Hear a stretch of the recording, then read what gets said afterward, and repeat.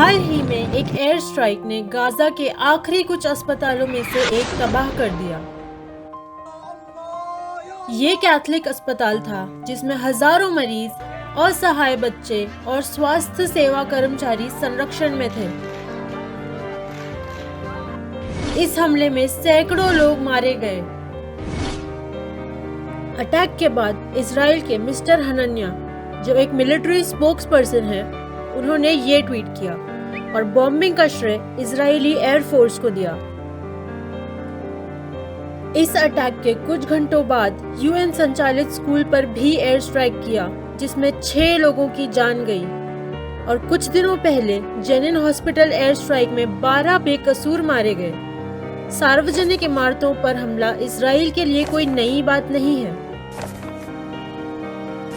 पर इस बार रिएक्शन कुछ अलग था।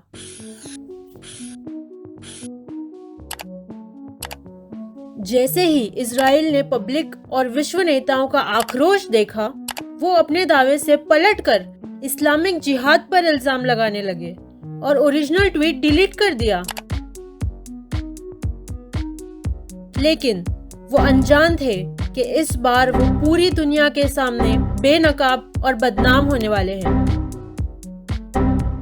अगर आपको अब तक का वीडियो अच्छा लगा तो please like, share and subscribe.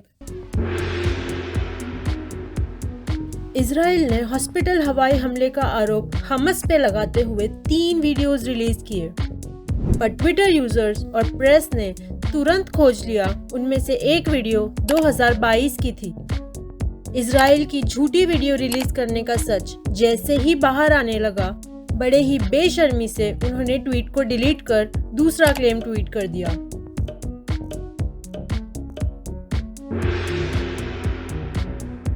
ये क्लेम तो खुद इजरायली प्राइम मिनिस्टर बेंजामिन द्वारा नियुक्त मिस्टर हनन्या ने ट्वीट किया, और इस बार भी इजराइल अपने झूठ में फंस गया।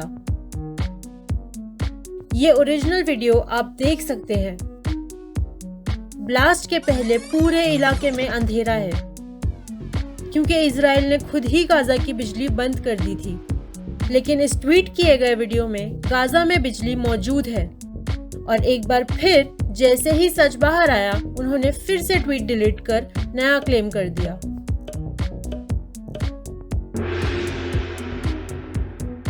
फिर से एक नया क्लेम, इस बार अल जजीरा के एक लाइव रिपोर्टिंग का क्लिपिंग, जिसमें एक रॉकेट का टुकड़ा टूटकर नीचे गिरता है और ब्लास्ट हो जाता है। अल जजीरा फुटेज का टाइम स्टैम्प इजरायली सीसीटीवी के टाइम स्टैम्प से मेल नहीं खाता, और इसी वजह से इजराइल ने वो सीसीटीवी फुटेज अपने ट्वीट से डिलीट कर दिया। अल जजीरा न्यूज ने इस क्लेम का ब्रेकडाउन और खुलासा एक वीडियो में किया है, जिसका लिंक डिस्क्रिप्शन में है। ये पहली बार नहीं है जब इजराइल को फिलिस्तीन के खिलाफ झूठ बोलते और गलत प्रचार करते पकड़ा गया है। उस आईडीएफ सैनिक के दावे को याद करें, जिसमें उसने हमास को 40 बच्चों के सिर काटने का जिम्मेदार ठहराया था, और जिसे अमेरिकी राष्ट्रपति जो बिडेन ने भी दोहराया था। पर बाद में ये एक झूठा, असत्यापित दावा पाया गया। व्हाइट हाउस को एक बयान जारी करना पड़ा, ये कहते हुए कि उन्होंने तस्वीरें नहीं देखी हैं और ये उनकी ओर से पुष्ट खबर नहीं है। और क्या आपको याद है कि इजराइल ने अमेरिकी पत्रकार शिरीन अबू अक्लेह की हत्या कर दी थी? महीनों तक इसे नकारते रहे और इसका आरोप भी हमास पर लगाया था। फिर समाचार चक्र आगे बढ़ने के बाद इजराइल ने स्वीकार किया कि उन्होंने ही उस पत्रकार के सिर में गोली मारी थी। इजराइल को लगा था कि वो फिर से अंतर्राष्ट्रीय कानूनों का उल्लंघन करके बच जाएंगे, जैसे अब तक बचते आ रहे हैं।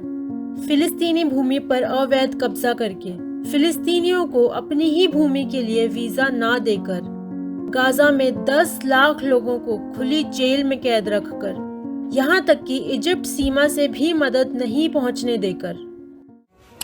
كنت نايم؟ ايش صار؟